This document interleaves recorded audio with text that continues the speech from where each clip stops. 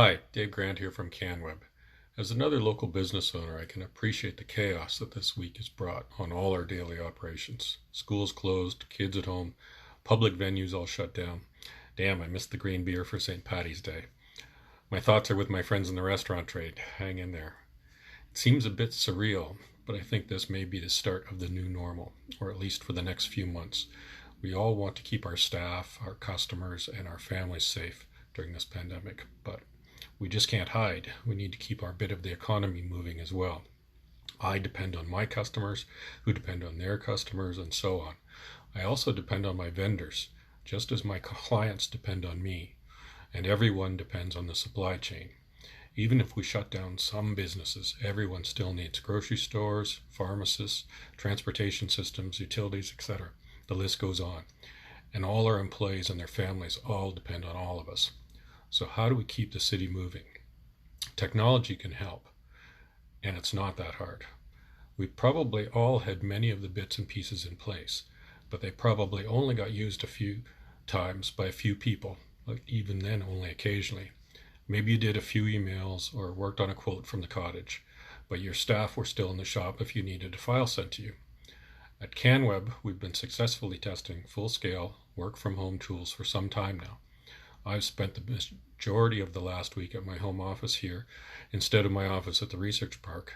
And while there are a few things that you have to relearn, I've had remarkably few problems. The feedback from my staff has been similar. So I thought I'd share some pointers for you to use in your business and hopefully get you up to speed quickly as well. So what are the tools we use? The first is Office 365. This is the big one. Most of you probably already have the Office 365 suite installed, and you probably use Outlook and Excel and Word every day. But did you know that you also have some cloud file storage as well, and some remote collaboration tools already included in your subscription? OneDrive is the first. This is the personal cloud space just for you. So you just move your local computer's My Documents from your C drive and get them over to your OneDrive. And now when you log in from your laptop at home or sit down back in your office the next day, your latest files are already there. Now, there are a few tricks you should know first, so please don't do this while you're watching the video. Give me a quick call first. SharePoint. SharePoint is the same thing that applies to the big old file server in your corner. Yes, you probably have to keep it for your accounting system, or maybe your business has some special manufacturing or scheduling applications. But the regular file shares for the whole office can also securely be moved to the cloud now. Now your laptop at home and everyone else's will also have access to those files as well. Microsoft Teams is the third. This is how you keep the team all on the same page and all your daily operations workflow moving. Teams is kind of like that old chat programs.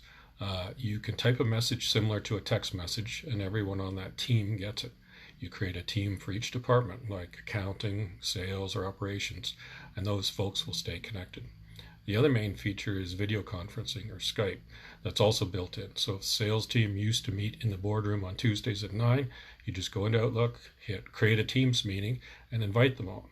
Now it's on everyone's calendar, and when it's time to meet, they click a link on their calendar and all join the video meeting. It works surprisingly well, even from a cell phone. Which brings me to phones. So voice over IP or VoIP phones are the modern telephone systems. So if you have a new system in your office and no, you can't keep your old Nortel handset, then there are some pretty cool things you can do with it. You may already have it forwarding calls to your cell phone or maybe email you that missed calls voicemail. But there might be other features that you've not thought about, like having a clone of your office phone, handset, extension number, voicemail, blinky lights and all at your home office, or a soft phone app on your cell phone that does the same thing. Now staff can work exactly like in the office. You take a call, put it on hold, transfer it to another person without even knowing if they're working remotely or not, etc. And then there's remote access. So two things there. One is remote desktop programs. There are times when the software you need is only available at work, or the program is just too complex to run well on a smaller laptop processor. For those cases, just connect back to the desk computer at your office. Your screen and keyboard get connected to your main PC, and you run things, you can even print just like you were on site. Now the trick is to do this securely. So please don't use Microsoft RDP. You're just asking for trouble. There are better options out there. So call me if you want some ideas. And second is VPNs, aka virtual private networks. This is the tunnel through the firewall. You do have a next-gen firewall, I hope too, right? That puts your laptop at home directly on your corporate network in the office. Now you can run all your software just like at work, except for the many applications, it's very slow. If this is too slow to be acceptable because of your speed at home, then remote desktop options might work better. Security. Be careful with personally owned equipment. None of this stuff matters if you get hacked. You don't want to put an employee's personal computer on your company's VPN so that the virus in their kid's bootleg game encrypts your payroll files the first time your office admin logs in from home. Please make sure you take the time to think about who has access to what, and that you have a proper security stack and disaster recovery plans in place. Wherever possible, please set up two-factor authentication. It's the Google app authenticator thing. It's pretty simple to use and reduces your security risk significantly. If this is starting to sound too much like geek speak, don't worry, just reach out and I can explain it in English. I hope that gives you some ideas and perhaps a few pointers.